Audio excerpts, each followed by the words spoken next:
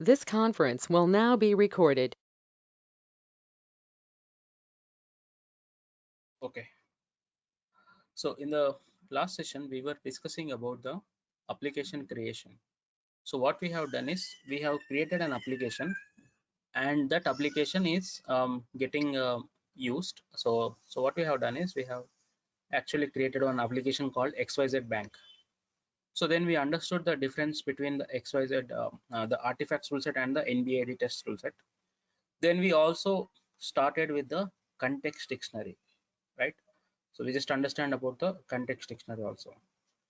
So the context dictionary primary purpose is we create the primary context, secondary context, and the associated context, right? That's what we have done.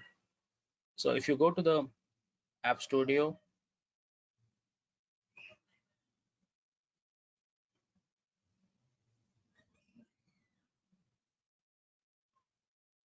and settings,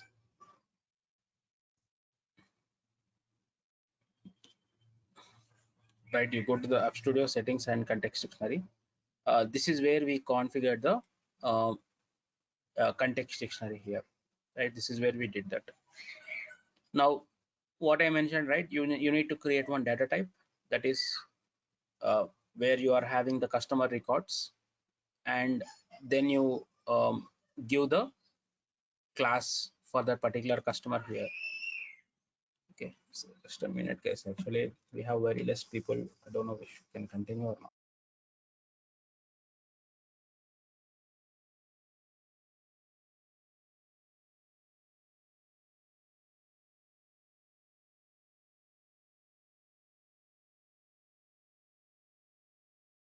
Okay, that's fine. So, guys, are you fine with 7:30 time? All of you? So It's actually, I want 8:30, to. right? No, no, It's that's what 8:30, right? it's 8:30, but there are only 3 people, and it will be like 45 hours. It will be 45 days. So, just wondering, like, if you are okay to merge with another batch, that is also have 3 sessions completed. For me, 8:30 works for me, Ravi. 7:30 does not work for you? No, it's too early for me. Yeah, I mean that batch will have more students. That's the reason I'm asking. Um, what about others? Divya and Rohit? Yeah, 7:30 works for me, Ravi. Yeah, even for me, 7:30 fine. Yeah. Okay. Rajesh, is it not possible for you to accommodate? I mean, See, right can you? now it's 11 p.m. for us. So in the next couple of weeks, probably it will change, and that time probably it will become maybe 10 p.m. 10 p.m. is fine, right? So 10 p.m. is not too late. Yeah, but Hmm? all right, let's. No, actually, see, right now 11 p.m. Okay. So 7:30 will be Let me check before. it out, Ravi. Yeah, yeah. Please check it out. Yeah, Probably I'll sure. discuss with the organizer and I will drop you the new link that you need to join. But just give me 1 day time. So for today we will Sure. continue with now, but from tomorrow I'll inform you. Okay. Yeah. Okay, so But at least this week, can we continue with this one now? Like tomorrow, you have one more session, right? okay, fine. Now we'll continue. It's only 1 day. That is fine. Okay. Exactly. Okay. So from next week onwards, we can clear it out. Yeah. Yeah. Correct. Okay. Uh, Thank you, Ravi. Yeah. Thank you. Just be prepared, guys. Just to start from 7:30 from Monday. Okay. But I will definitely confirm you. You will get a confirmation about that because we Sure. have very people here. Okay. Fine. Yeah. So coming back to our context dictionary, what I have mentioned, right, is that as part of context dictionary, we have 3 types of contexts: primary context, secondary context, associated data. Primary context means the main targeted audience. That's what I told, right? The main targeted audience. Secondary context means the targeted audience, but they are not primary audience right now. Associated data, that means whichever is associated with that, that's what we have seen. Now coming back, we also created one application. Now what I am going to show is we are going to see what is the purpose of business structure, right? That's what we are going to learn now. So once you created the application, Sorry to interrupt, Ravi. Like yesterday, we trying to create a context with that subscriber part, right? Did you get a chance to figure it out? okay, yeah. So what we need to do is the general recommendation, right? You need to basically import one data model. So I need to mention you that. Okay. So Pega has some option where you actually can import a data model, which is called as car data model. So just try to understand this data model. What is the meaning of this? You will be hearing this word frequently in your real-time projects. So the CAR stands for Customer Analytics Record. Okay, CAR stands for Customer Analytics Record. What is the purpose of this? Because every time, see, creating that data type, creating the columns, creating the properties, all these are nothing but data model, right? These are nothing but data model. So Pega recommends that you should not do things from scratch. Rather than that, Pega has provided you one car model template which you can simply install on your application. Okay, which you can simply install on your application. So that's what you need to do. And after you import the car model template, we also can do installing the NBA template. So what this car model template will do is it will give you some predefined data model, like all the list of columns, classes, records, everything. Some predefined data will be given to you, which you can customize based on your business requirement. Similarly, the NBA template should also be configured. So that's what I'm going to, let us see that. What I will do is I will just type car data model Pega download. Okay, so then I will open this link. So this is the recommended way of importing the customer record, that's the customer data. Okay, so go to here, click on this option. This is actually a component that is present in Pega Marketplace. So then you download this particular model, scroll down and agree. Okay. Okay. So we can include download that, right? It's not restricted or anything. No, it's available for everyone. Okay. So I just downloaded it. Let me so what I need to do now is I just downloaded it. Go back to the Dev Studio. What I will do is I will basically first create a application. Okay, I believe that it's gone. I need to make sure that backups are taken. So I will create a telecom application. Okay, because I am going to use a comms template. So I will select CDH. Let us say I will call my application name as XYZ network, something like that. Okay, so XYZ, let us say I call something like XYZ networks. Just I'm giving some name, which is mainly like mobile data plan, all those things that will be done here. So then I click on continue.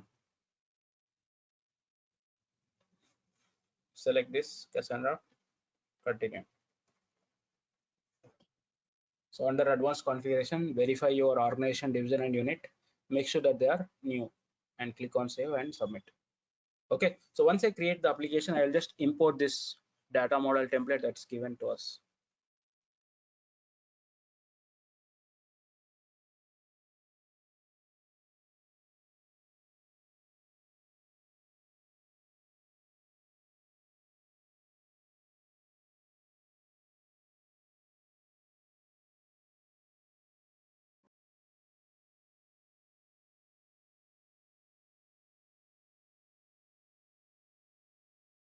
So we have two things. One is the CAR.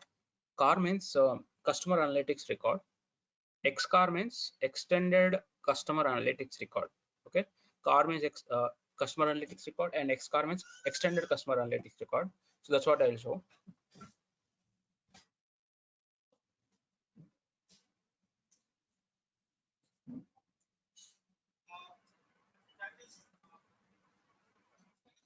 So in a real-time scenario, we will be creating the context, but based on the available classes. Is that right? Right. So the thing is, in real-time scenario, we have a car template for every single domain. So just type Okay. retail banking, for example, banking car. You type communications car. Okay, you type insurance car. So just type that, and you will be getting template for each and everything. Okay. And one more, I'm sorry for sidetracking over here. So in this CDH being used in all domains, or is it just a few domains, Ravi? Just a minute, okay.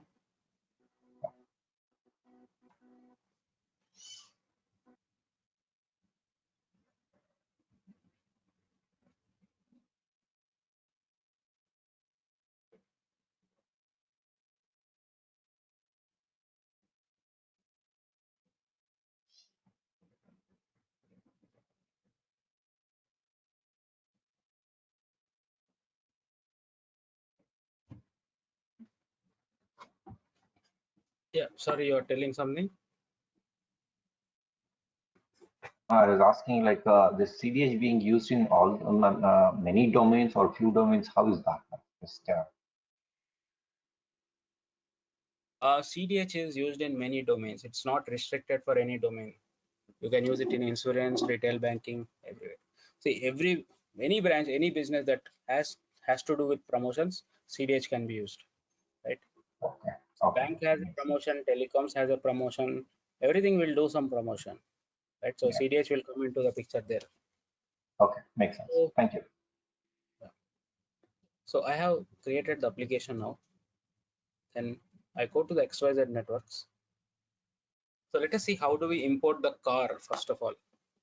What is the steps to import the car? So again, I have downloaded the uh, car installation guide. This is the one.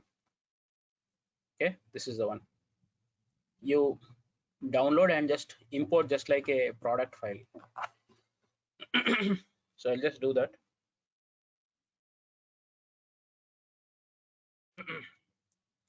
So first click on configure.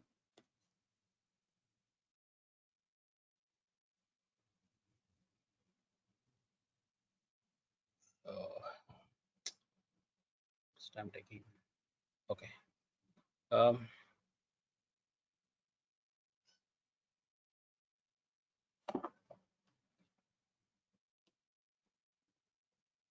Click on configure, application, distribution, import.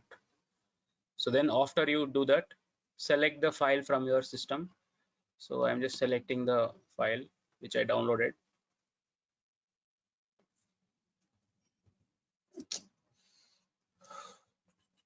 Just a minute, guys. Okay.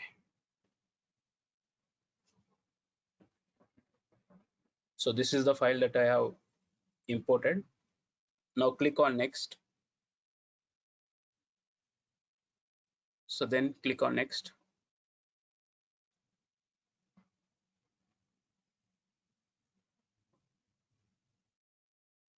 So then by default, this external MKT data is available in your application when you create that. So click on next. So then click on next.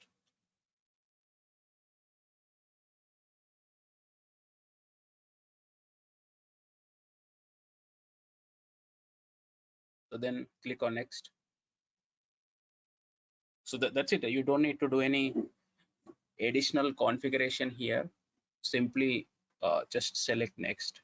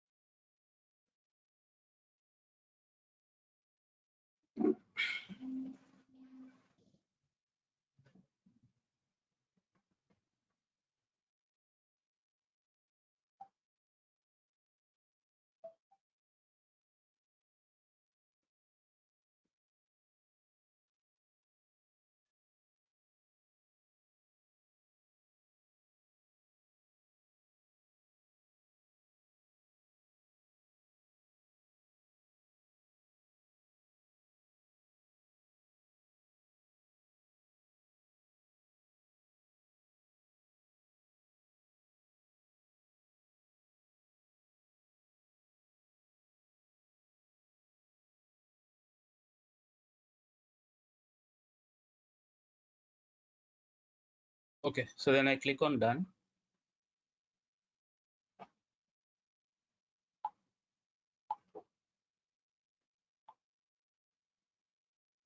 So then what you need to do, go to configure, go to application, then click on definition.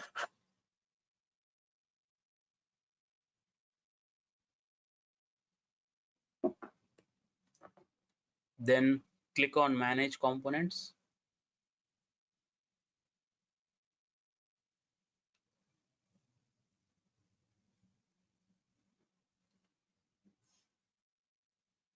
So then what you do, right? Simply you just select this particular component that you created, that you imported, right? That's what you do. So what we have done is we have downloaded the component, we have installed the component, and we just enable the component now, right? That select this option and click on OK. So now our car model is installed. Just verify whether the car model is installed correctly or not. What you do is go to the configure, application, structure, rule set stack. In the rule set stack, you should be able to see the car model that we installed.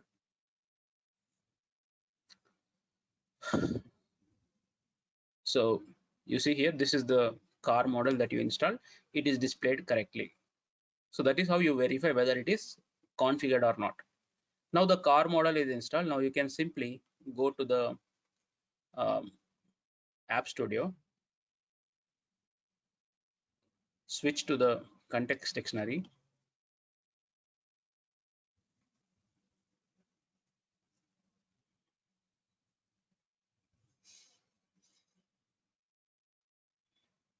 then select the customer. Here we have the customer class that is already present in the data model, which is actually the Pega MKT, Pega Comms subscription will be there. So I just want to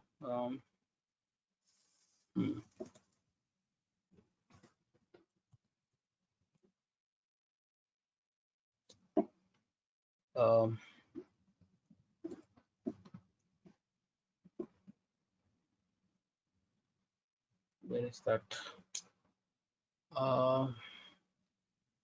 Yeah, this is the one, Pega CDH dash data dash com subscription.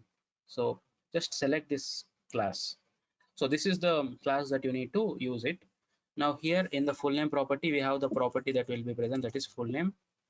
Here we have the property that is email address. Okay, just go through that class. Okay, you'll understand what are the properties that are present in this class. So this class is now imported with the comms data model that we installed. Okay, so as part of data model, you get classes, data, properties, columns, everything available for you. So I am just selecting from that. So now I just click on save, then click on save. Now check the audit log, what is happening, whether it is going to save or not. So ideally, you will not get any errors now because everything is taken from the data model template. So this is the recommended way of basically configuring your context dictionary. So let us wait for that to complete. Okay.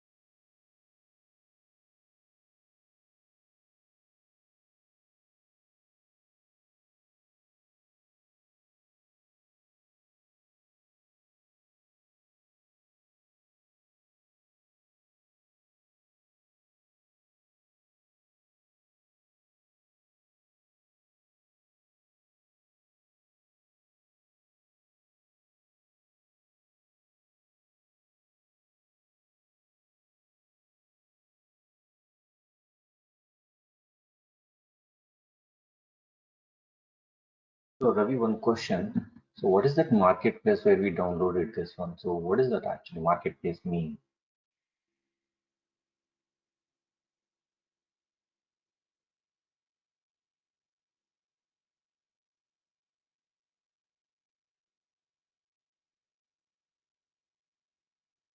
Can you repeat again? So we downloaded from the marketplace, right? The data model. Hmm. So what does that marketplace mean? Is it like developed by different organizations or something like that? No, What is that? marketplace is defined by Pegasystems. Generally, Oh, Pegasystems will create these components. They will upload there. That's okay, okay. yeah. So suppose let's say tomorrow I'm going to create a new application with a different domain itself. So if that is not available, then do we need to create these models or they will provide that? You need to create. You need to. They will provide you. That's what I told right before also that for every single Okay, domain we have data model for that. So okay, all you right. don't you don't need to do anything from scratch and waste your time. Okay, You know okay, everything is successful. So okay, all right. if you have any custom class apart from this, you simply inherit from this class, and if you give that, it will be fine. So just Okay, create a okay, custom class, inherit from this class if you are doing. Okay. Yeah. Okay. But Pega recommends to use context dictionary, and now it is saved. Now even if I refresh also, this customer class will be retained with the new class that we configured. Yeah. So this is the recommended way of doing the implementation. Okay. Now coming back, I believe we already created some structure, right? No, we did not create. Okay. Let us go through the next thing, that is the proposition management. So what we are going to do in the proposition management is what offer that we are going to propose to the customers. So we need to decide on the business structure. For example, this particular XYZ networks, the XYZ networks has decided to promote, let us say, internet plan, like 100 Mbps internet plan, 500 Mbps internet plan, this kind of things. Now, there are different selling terminologies in Pega. The first one is the cross-selling. Second one is upselling. Third one is retention. And yeah, these are the main three things, right? Main three things. What is the meaning of this? Cross-selling means selling a new product to existing customer.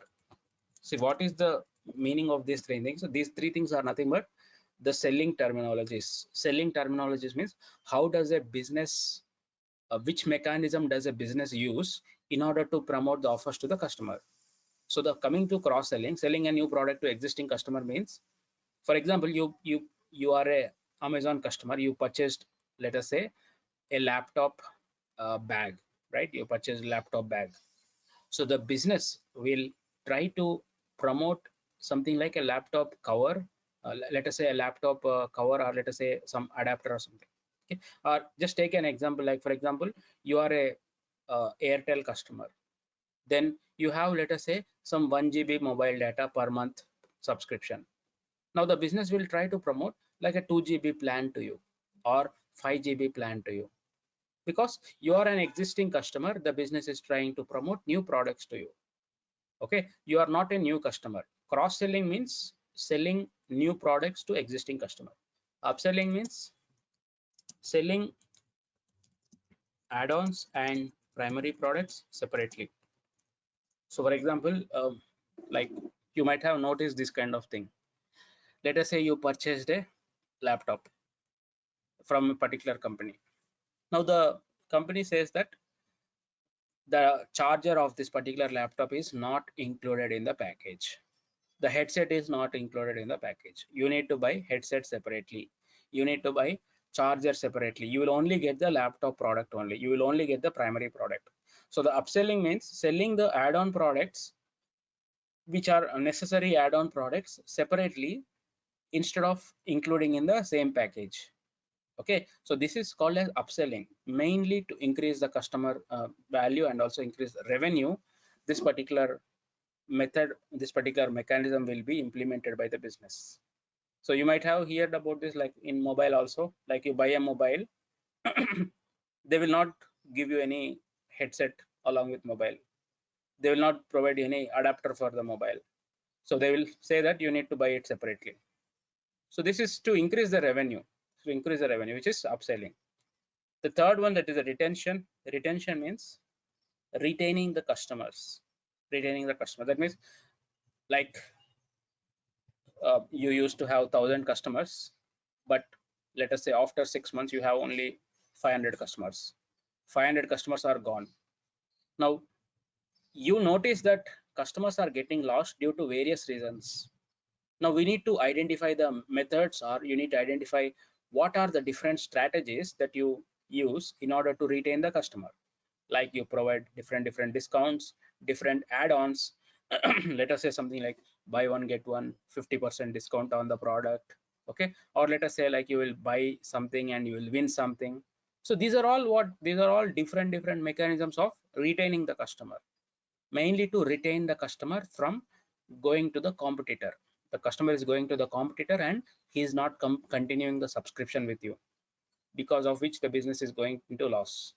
So this is nothing but called as retention. So these are the three primary selling mechanisms that you might hear in your decisioning projects.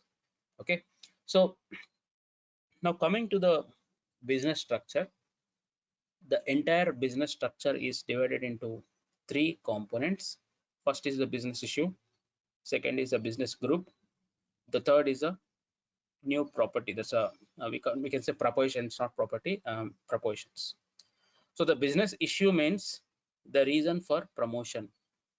That means why do you actually want to promote the offer? So say for example, the business says I want to promote in order to increase my sales. The business says I want to promote because I want to retain my customers. I don't have any intention to increase my revenue, but I want to make sure that the customer base is not decreasing, right? The customers are not getting decreased from my customer base. So that is the reason for that. So the reason for promoting is called as business issue. Okay, business issue is why you are promoting. Okay, now the business group is what you are promoting. It is like the category of promotion. That means that means what you are going to promote. For example, the business says I want to increase the sales, that's why I'm doing promotion. Now the business issue will be sales. Now the business says I want to promote, let us say, internet plan. I want to promote, let us say, some mobile plans. Okay, I want to promote some router products, something like that. I want to promote some routers, modems, etc. So what are all these? These are nothing but groups. Okay, these are nothing but groups. So your group 1 will be internet plans, group 2 will be mobile plans, group 3 will be, let us say, the routers. Okay, let us say the routers. So this is what you configure as the business group. Business group is the category of the products that you are promoting. Okay, so let us go ahead and take the same example and we will try to implement that here. So what I will do, I'll click on new business issue.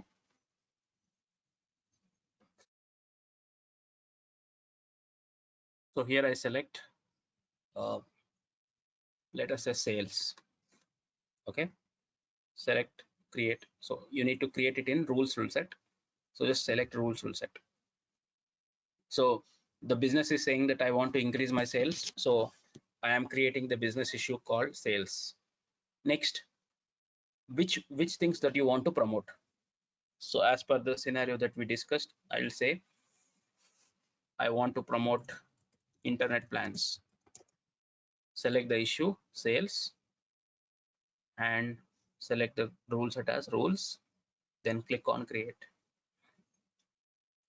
Now similarly, I want to promote, let us say, routers, or yeah, I'll say routers. Okay, that's routers.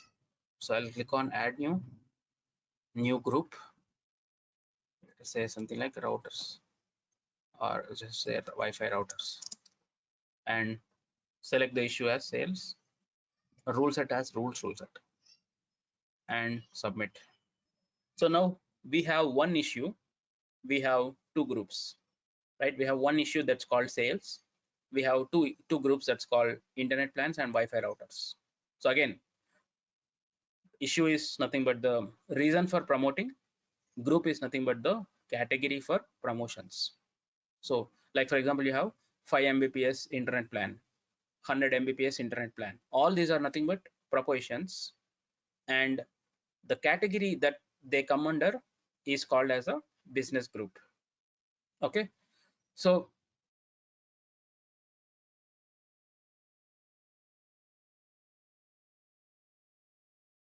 okay, so then next what you will do, we will start creating the propositions. So the first one is business issue, second is business group, the third one is propositions. Now what is propositions then?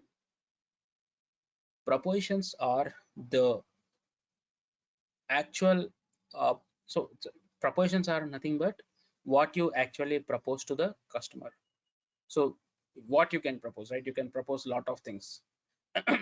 It is not always that you propose an offer, right? You can propose a product, you can propose means just promoting, right?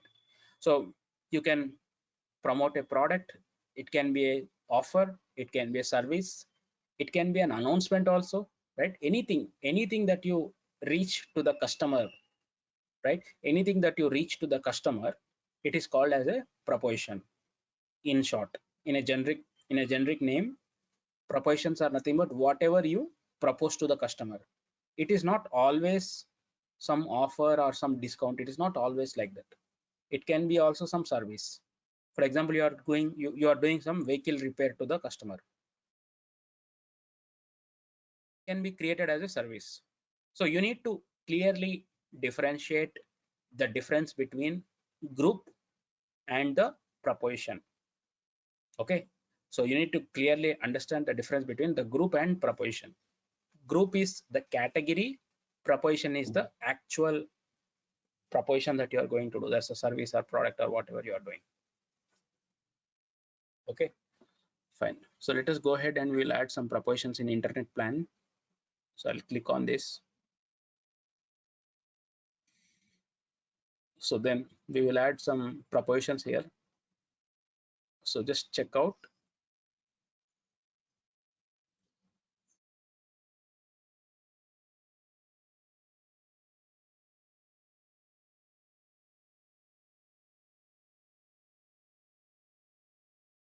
Okay, so just check out.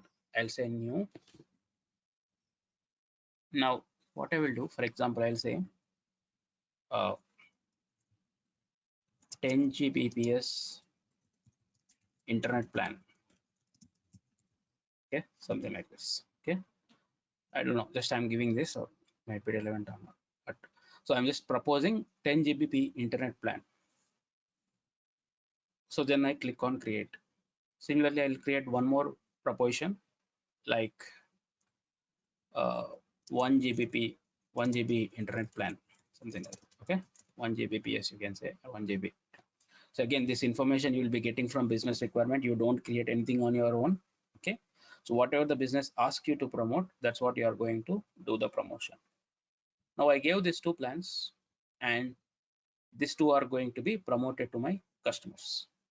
Whenever you are creating the proposition, you see three options here, right? Always, never, within a defined time period.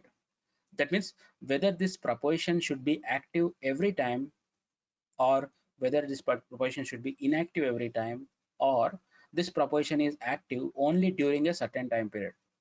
So for example, you have, let us say you are getting the Christmas is coming now. So the business decided to promote some Christmas offers. When you are promoting a Christmas offer, you never keep it always active, right? You will keep it active, let us say from December 1st to December 25th, something like that. Now, when this particular time has been elapsed, automatically the proposition will get inactive. Okay, so this proposition is active only during this time period. That means when we are sending offers to the customer, this offer will be active only during that period. Once that time is completed, this offer will go to never by default. You don't need to do any setting. Once the system time is reaching the end date, it will go to never. That means even if you try to send the offers, this particular offer will not go to the customer. So that is how you can also define during a particular time period, this offer should be active. So best example is like the Christmas discounts or the Dasara discounts, right? Or a festival discounts, like which is applicable only on that particular day, like that. So now this is where you can see whether the offer is active or offer is inactive. Okay. Now coming to the backend properties where the information is going to be stored, right? So the business issue, which is the reason for promotion, why the business is promoting, that is present under py issue. The business group is going to be present under py group. Then the proposition is present under the property py name. Okay, see, these property names are important for you to remember, provided you are a decisioning consultant, because these are very basic properties that you use everywhere. That's the reason. So business issue is stored under this property, business group is stored under this property, proposition name is stored under this property. Now whether the proposition is active or not, it is active or inactive, it will be stored under py is proposition active. Whether this is the one, yeah, anyways we can cross check. So this is where it is going to be present. Okay, so this is how you generally create or get started with creating the business structure. As part of business structure, we will identify why they want to promote, what they want to promote, and which propositions they want to promote. Okay, so this is the structure how you need to define in your application. Now the same structure you can actually define it in the CDH portal also. If at all you want to do it from there, you can do it from there also. There is no restriction that you need to do from CDH only. From CDH portal, if you click on this icon, click on proposition management, this is where you can create the business structure. So same thing, if you create here, it will be replicated in Dev Studio. If you create here, it will replicate here in the Dev Studio like that. So whatever we created, the sales, internet plans, Wi-Fi routers, same thing is displayed here also. So you can create optionally from here also the structure that you want to define. Okay. So whenever you create the business structure in the backend, it will create an SR class. The SR class is the root for your decisioning application. So it is like the main class for decisioning application. SR classes stands for strategy result. Okay, so SR stands for strategy result. This, see, just like whenever you create, let us say, a section, right, it will be displayed under your work class, that the implementation class, it will display your section name. So same way, when you are creating something in the proposition management, everything will be added to the SR class. Your SR class format will be application ID dash SR.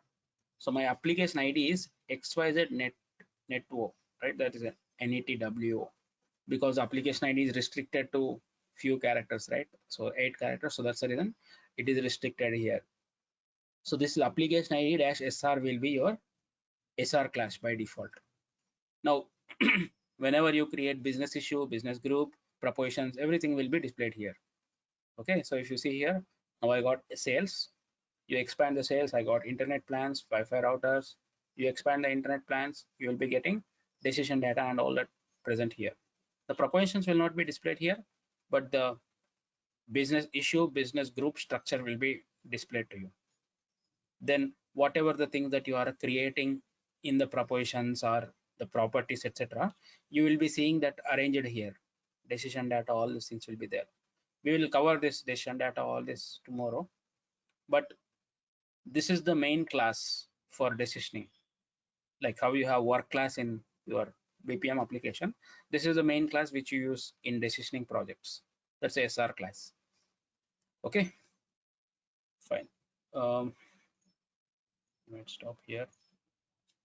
Okay, I'll just tell one more concept and we will stop it here because it's already very much.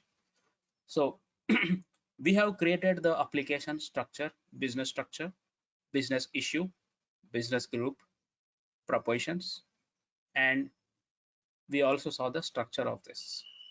Now, when you actually do this, creating this business group, you are able to see that there are two settings here.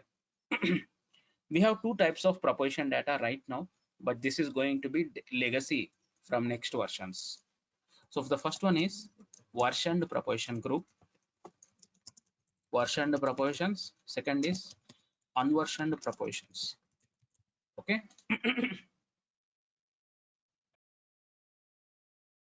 So we have version propositions and unversioned propositions. Version propositions, as the name clearly suggests, the propositions that you are creating will have one version control. That means you will have one version that you can associate. See, just like BPM, right? Just like BPM. For example, you got a requirement where you are creating a login form. In that login form, you are keeping some two fields like user ID and password. Then whenever you get a new requirement, suppose they will have to add one more field. So what you will do, you will simply save as that section into higher version, right? You'll simply save as that section to higher version, and you will create the newly added new field. Similarly, propositions are bound to change. No proposition will be constant throughout the lifetime. Okay, because for example, today you are saying that we are offering 50% discount, or let us say you are offering one particular mobile phone like iPhone to the customer at $1,000. Now the business might decrease the value or increase the value. Let us say it is making to $900. Now you don't do the same change in the same particular proposition rule. You will save as that to the higher version, just like how you save as your rule to a higher version in BPM. Same way you will save as the proposition to a higher version. For that reason, we will create versioned proposition control. So you see here I am selecting this option, I am getting a version here. Now I don't select this option, I will not have any version associated with that. So that as simple as that, versioned propositions means it will have a version control, unversioned propositions means it will not have any version control. That's the only difference, nothing else, very straightforward, and you can even understand with the name itself. It will have a version control, it will not have a version control, that's it. So that's what you need to understand and consider while creating version proposition data. So this version, unversioned, everything, it's getting removed from next versions because there is no other use of that. So by default, we will be creating all versioned controls only from the upcoming versions. Okay, so we rarely create unversioned propositions. Okay, we rarely create unversioned propositions. Also, it will be very difficult for deploying unversioned propositions from current environment to higher environment. Okay, so that's the reason we rarely use it. The main purpose of unversioned propositions is when you have static offers, when the business thinks that it will never change. And also unversioned propositions will be used by client side team. That means whichever is there in the client side, right? They will be using the unversioned propositions. These are like used by business to update at runtime. Whichever they want, they can update at runtime. The propositions will be updated by them. Okay, but generally we rarely use unversioned propositions. By default, whenever you create a group, you simply select this option and you click on create. And it's not even worth to learn this because it is anyways going to be removed. Okay, so previously they kept this just to check the chance where the offers are no longer updated for lifetime, but they will be removing that. Okay, so that's the reason by default we'll create 100% of time versioned proposition data only, which means whatever the offers that you are creating, it will have one version control. As you see here, it is possible to create a new version of this and you will save as this, and you will be updating the data that is present in the propositions. Okay, so that you will save the older version and the current version also, just like your BPM. So this is the difference between version control and the version propositions and unversioned propositions. Yeah, so we'll stop here. I hope that you understood what we discussed today. First we downloaded the car model template, we installed that, we enabled the car model, we then saved the context dictionary successfully, then we created the business structure. As part of business structure, we created the sales issue, internet plans and Wi-Fi routers as the business group. Then we understood the SR class, which is the primary class in decisioning, where all your decisioning rules get updated. This is where you can see all the structure of your entire decisioning application. Okay, so this stands for strategy result class. Yeah, so any questions today's session? So, Ravi, like how many classes will be on the CDH? Sorry? Like how many classes will be usually in the on CDH? Yeah, up to to 15. cover the CDH part. Yeah, we will cover around 10 to 15 classes will be there more on CDH. Okay. Okay. Remaining will be on marketing. Okay. Okay. And to start preparing for the certification, what are the things we need to consider now? So should we start now with the details you're providing and is there need something to read kind of thing, or how is that? So go through the academy. So you already know that we have the Pega Academy, right? So go to Pega Right, Academy and you can just go through the CDH certification challenges. That is one important Yeah, so thing. that's what I'm doing now. So yeah. That's one important thing that you need to follow. Second Okay. is you can just prepare whatever we are learning in the session. That will be enough. Along with that, I will share you the assignment every week. You need to Okay. practice the assignment.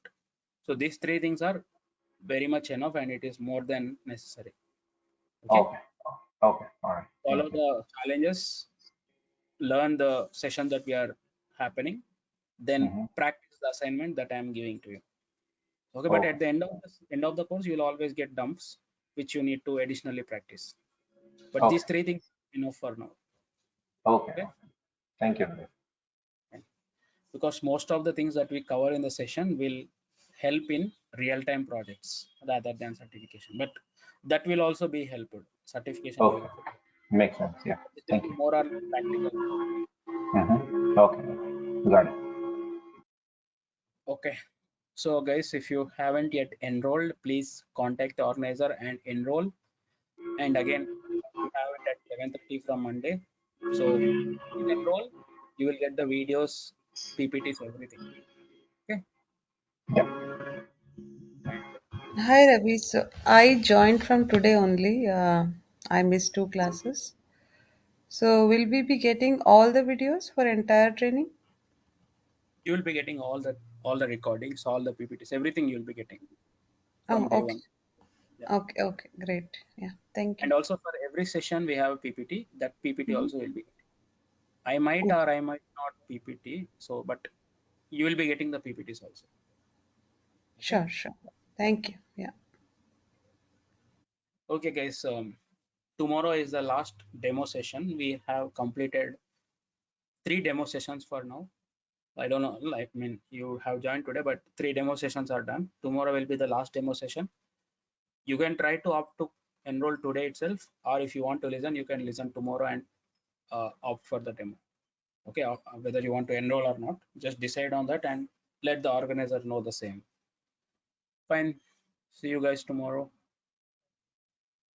Thank you.